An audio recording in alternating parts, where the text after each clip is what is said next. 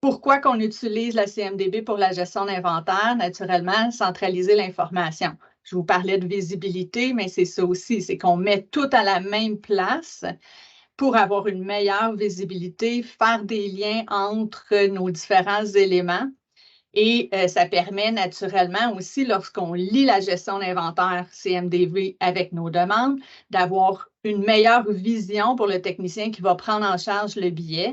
Bien, il sait déjà l'information de base qu'il a besoin pour intervenir, pour régler le problème ou pour faire juste rendre une demande de service là, à quelqu'un.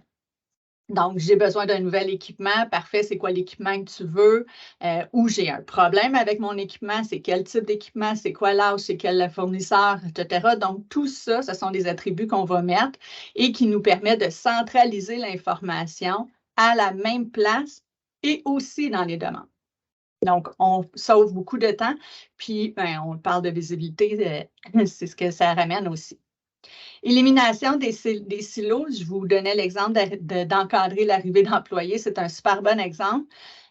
Naturellement, vous le savez, l'employé est embauché par les ressources humaines et après ça, ben, il a besoin d'équipement, il a besoin d'accès, il a besoin peut-être d'une puce d'accès, etc. Donc, cet échange-là, interdépartement, tout dépendant de la grosseur de votre établissement, bien, quand on a une centralisation de notre inventaire dans la CMDB, tout le monde a accès à l'information et les demandes vont même pouvoir envoyer les tâches automatiquement aux bonnes équipes qui vont avoir un lien avec les CI qui sont rattachés à eux. Donc, j'ai besoin d'un accès parfait, j'ai besoin d'un accès de quel logiciel, j'ai besoin d'un accès de tel logiciel, j'ai besoin d'équipement. Parfait, quel équipement? Souvent, ce ne sera pas les mêmes équipes qui vont le gérer. Donc, ça permet une meilleure collaboration inter-équipe aussi.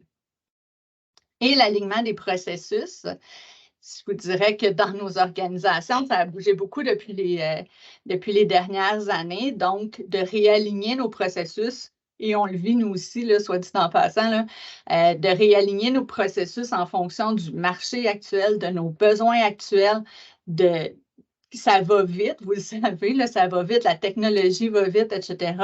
Donc, on va être capable de mieux enligner nos processus. Et je reviens avec mon exemple d'arrivée d'employé. Bien, c'est un processus de dire qui fait quelle tâche. Puis, on va être capable d'avoir une meilleure gestion transparente de où est rendue ma demande. Donc, c'est important de bien établir c'est quoi les tâches de chacun, c'est quoi les processus que je veux mettre en place et qui vont optimiser le travail de tout le monde pour arriver à être beaucoup plus efficace aussi dans notre quotidien.